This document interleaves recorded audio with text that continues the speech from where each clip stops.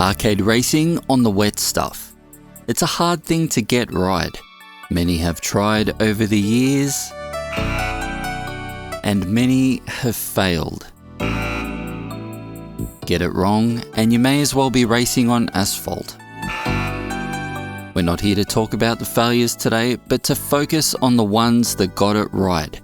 Every game in this video offers up its own unique take on water racing.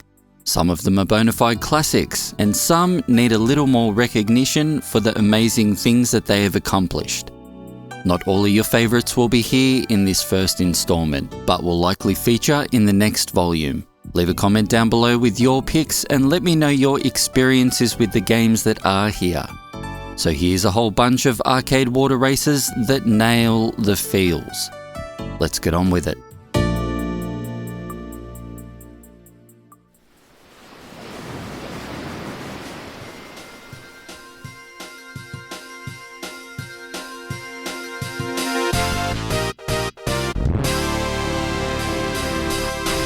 Let's kick off with the king of water racing, Wave Race 64. Let it be known that I have zero experience with Wave Race 64 on a real Nintendo 64 console. I first played the game in good old Project 64, later bought it on the Wii Virtual Console, and then double dipped on the Wii U. And even with jumping in years after the fact, it still blew me away. From its humble beginnings as a decent top-down Game Boy racer, I don't think anybody could have predicted what a genre-defying racer the next installment of the Wave Race series would turn out to be. Wave Race 64 features the most satisfying and convincing sensation of racing on the wet stuff of any water racer. The waves aren't just for show, they throw you around realistically, allowing you to ride crests and even dip below the surface should you catch enough air on a jump. The way your rider and jet ski reacts dynamically to each wave may trick you into thinking all the water is procedurally generated, but play long enough and you'll notice certain wave patterns trigger at certain points. And rather than killing the magic, it just adds to it all and makes each course one that you can learn, develop techniques for and master. Each of the 8 tracks on offer gives you a variety of water surfaces to race on. From lagoons and misty lakes to choppy seas, each course in Wave Race 64 gives a unique riding experience. The characters bob and bounce around exactly like you'd expect them to, and weaving between buoys is a breeze. Wave Race 64 completes the package by giving us an audio-visual experience like no other. The superb use of colour and quirky, unique soundtrack stand alone in the genre. The gorgeous blues of Southern Ireland are hard to go past. It's just a total vibe.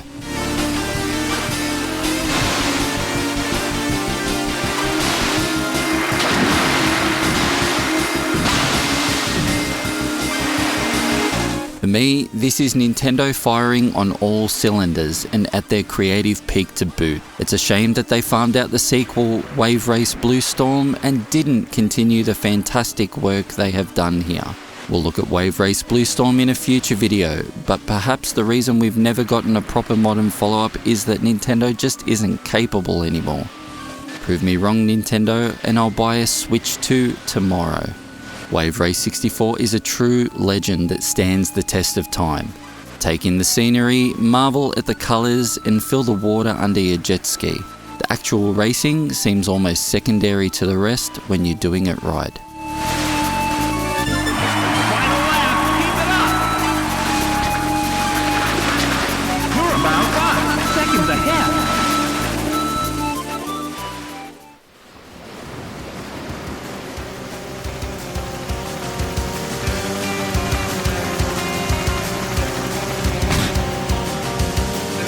Now that we've got Wave Race 64 out of the way, we can take each game in this list on its own merits.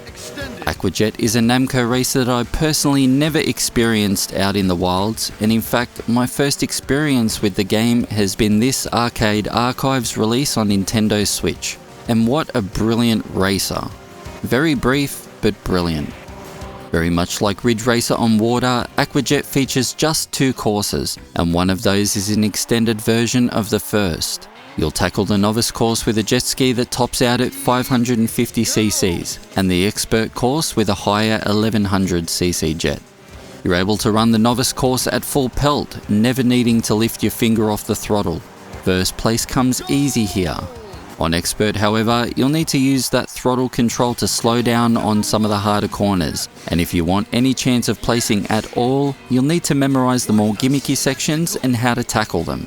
A flawless run without hitting a wall is required for first place on expert. I haven't managed it just yet, but I've gotten mighty close.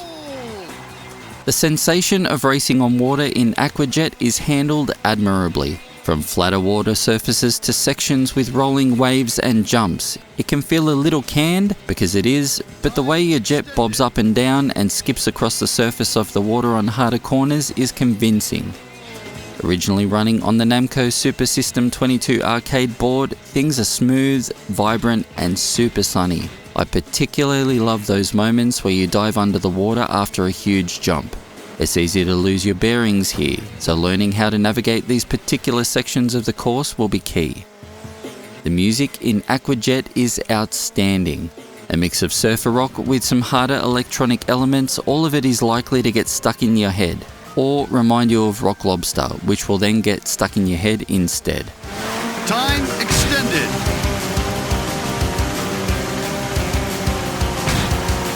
There's no getting around how brief of an experience Aqua Jet is. If you're curious, wait for a sale. But I grabbed it on release and was perfectly satisfied paying full price for the type of game that almost never gets ported home these days.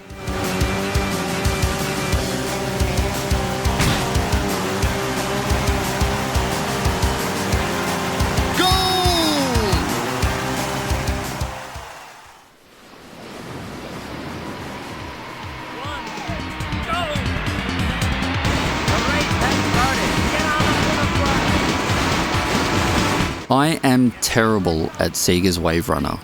I remember playing this one in the bigger arcades I visited as a kid and adored it even then.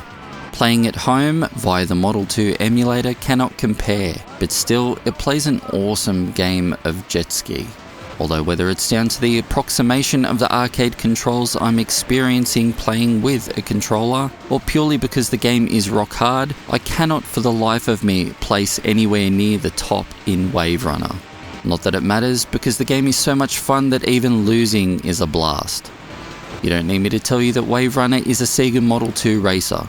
Those distinctive colours and filtered textures allow WaveRunner to really sell the scale of each course, of which there are 3.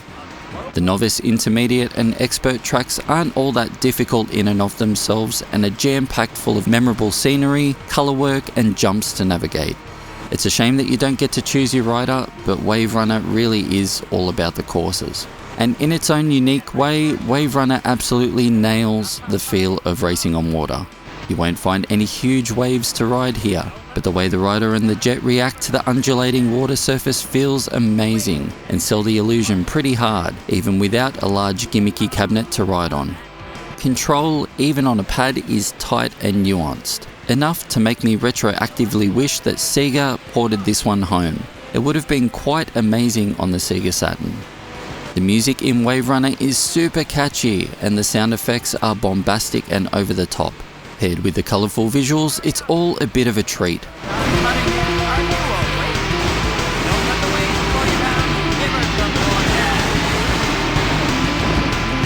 Give this one a go in Model 2 emulator, and if you want the path of least resistance when it comes to setting things up, I'll leave a link to Warp Polygon's fantastic Model 2 pre-configured package and tutorial.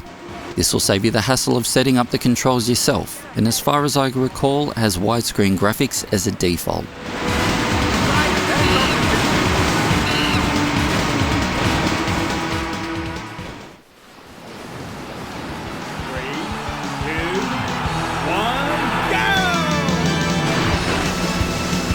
Another Model 2 water experience, SEGA Water Ski does things a little bit differently. This arcade take on water skiing is fantastically playable, even without the huge arcade cabinet. Choose one of 4 riders, each with their own stats, settle on one of the 3 courses and you'll be riding waves, passing gates, launching off jumps and doing tricks to build up that score meter and increase your rank. SEGA Water Ski is more of a high score chaser than a racer, but it's an incredibly fun one that I guarantee you'll love. SEGA Water Ski steps up the water effects. The wet stuff looks vibrant, and it's impressive how your player reacts to the wakes kicked up by the boat that pulls you along. Animation is excellent too, in the way your characters react to the ever-changing water surfaces. Jump super high and you'll end up below the surface with fish for company. The trick system isn't all that deep, but I've had fun discovering the combos required for pulling them off. In some cases, I'm not entirely sure how I manage certain maneuvers. See here, I do something to face the camera and ride backwards, and then somehow I end up with a monkey on my back. I have no idea how, I have no idea why, but it happened and I can't replicate it. Yeah, SEGA Water Ski doesn't take itself seriously at all, and I love that about it. I also love the huge, chunky characters, but it's the tracks that are the stars of the show. Taking place on coastlines and archipelagos, each course is full of stunning scenery and quirky set pieces, all built with colours that will blind you, they're so bright. The sense of scale is majestic too. SEGA uses many tricks here to make the environment seem larger than life.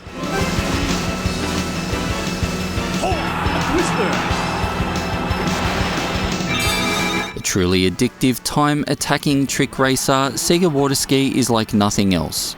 Again, check the links in the description if you want to give this one a shot. I reckon you just may fall head over heels for SEGA Water Ski.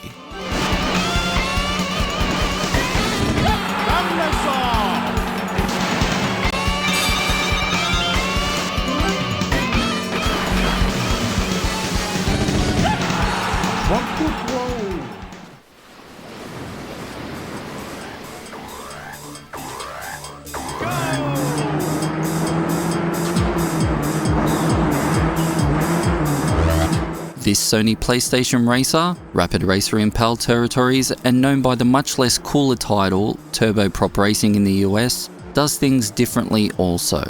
There's plenty of water racing action here, but what sets this one apart is that it all takes place on rapids. There's no open water, just tight, twisty courses that you navigate like Wipeout. Rapid Racer is indeed Wipeout on water. The L2 and R2 act in a similar fashion to the air brakes in Wipeout, allowing you to take tighter corners in that distinctly Wipeout kind of way. This alone sets the game apart from nearly every other water racer out there. It takes a while to get used to, but put in the time and you'll be a pro before long. It feels damn good. I grew up playing this one at a mate's house, and it was also my very first experience with a DualShock controller. Rapid Racer was one of the first games to fully take advantage of analog control and rumble on the PlayStation when the DualShock was released. And Rapid Racer's unique qualities don't stop with the gameplay. It's a technical marvel, and one of the rarer higher resolution PlayStation games that also runs at 60 frames per second. Well, Turboprop Racing does. What you're actually seeing here is PAL Rapid Racer running at 50 frames per second. Still, it's gorgeous stuff. There's no transparent water, but the actual wet stuff is convincing, and you can tell a lot of time and effort was pumped into the water modelling. The boats react dynamically to every torrent, wave and crest, and it's all super impressive stuff. Coupled with the brilliant use of colour, Rapid Racer is a bit of a head turner. Another interesting feature is that both versions of the game feature different soundtracks. I'm quite partial to the PAL Apollo 440 original soundtrack, and that's the sole reason you're seeing Rapid Racer here instead of Turboprop, but the US tracks by Loudmouth are equally amazing.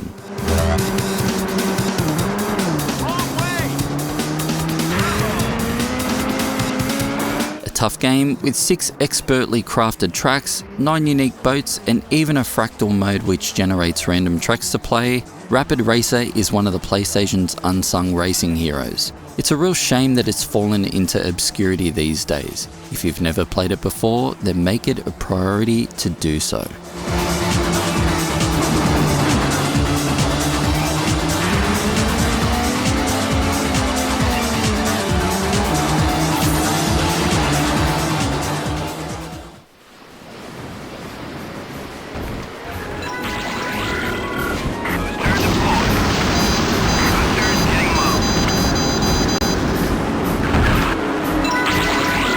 I had Hydro Thunder on my Dreamcast back in the day, and I never thought all that much of it back then. The game is rock hard and has always been a challenge that I've never been able to overcome. These days, however, I enjoy Hydro Thunder a lot more, despite still not being able to win. I just enter the unlock all cheat code and away I go. This is a very different kind of water racer and features a mix of roller coaster style courses and lap-based tracks chock full of hidden routes, jumps, water police and set pieces. It's quite the literal ride, an arcade all the way to its core. The amount of courses and boats in Hydro Thunder is pretty generous for a coin-op release and a bit of a midway arcade staple.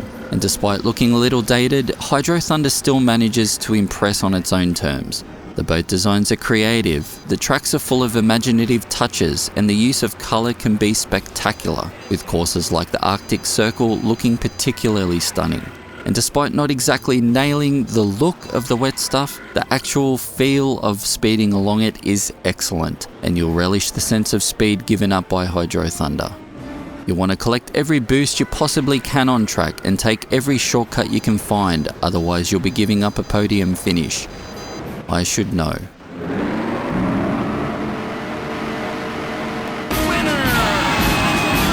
Well, this is a first. If you're up for a challenge, the original Hydro Thunder here is happy to oblige. A great debut for the series, a bit of a classic, and the subsequent games would only go from strength to strength.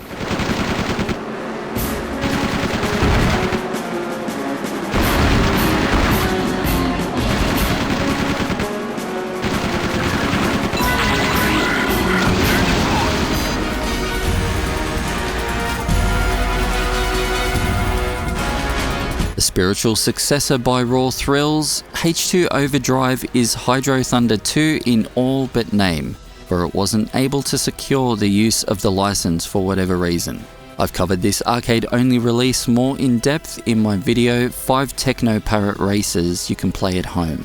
But in summary, it's a great continuation of the Hydro Thunder formula with upgrades all round. Again, it features some outstanding course design, killer colour work and creative boat designs that really step it up. The trackside scenery is spectacular too. You'll see the link for my H2 Overdrive coverage on the screen now, so make sure to check that out. But for now, we'll move on to the next game to bear the Hydro Thunder name.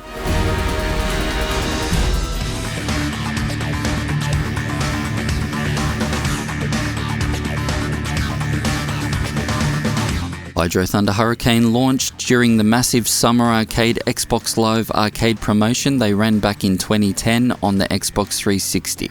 Just one of the cooler promotion things they used to run for all of the fantastic Xbox Live Arcade games that came out for that system. At release, Hydro Thunder Hurricane rocked my world. I was going to hook up my Xbox 360 to capture the footage for this video when I remembered that I also owned the old Windows 8 release of the game. So here it is. Hydro Thunder Hurricane goes hard and cranks everything that the previous games did up to 11. Courses are now more intricate, with even more hidden routes to take. Controls have been rejigged and are now entirely physics-based, and it's hard to miss the huge upgrade to the water effects. The wet stuff in Hurricane is seriously impressive. Waves can get huge, with massive swells to launch yourself off. Working your way through the game is fun and engaging, and you'll need to jump between all of the modes on offer in order to see everything, so Hurricane definitely has some legs. Race does what a single race mode does. Ringmaster events have you running through increasingly smaller sets of rings while spamming boosts for best times. Side note, these events are a great way to learn all of the alternate routes in the game. The Gauntlet mode has you avoiding a metric ton of TNT barrels, and the Championship mode contains many cups with a mix of all of the events on offer. Developed by Vector Unit, Hydro Thunder Hurricane would be the game to really launch the studio. They would move on to the Riptide GP series and prove themselves more than a one-trick pony with the original IP. And while we'll cover the Riptide games in more detail in a next installment, it all started here.